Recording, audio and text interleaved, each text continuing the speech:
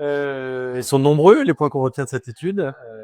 Très belle étude. On a une bonne discussion ce soir. Moi, ce que j'en retiens, c'est que faut surtout pas opposer l'humain et l'IA, que les deux sont complémentaires et que on a énormément de belles collaborations entre les deux à venir pour les étudier.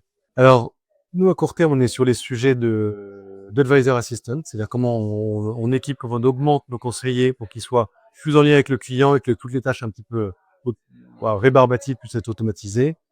On travaille sur le quality assessment, on travaille sur les virtual assistants aussi, les chatbots.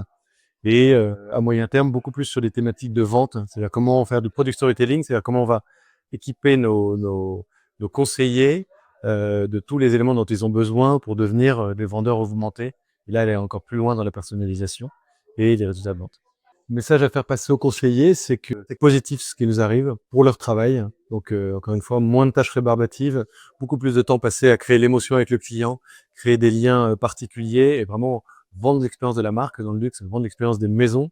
Et l'IA va nous aider à être dans une relation qui sera beaucoup plus humaine et intéressante pour les conseillers qu'elle peut être aujourd'hui. Ou parfois, voilà, c'est parfois assez des difficultés, ça peut être rébarbatif.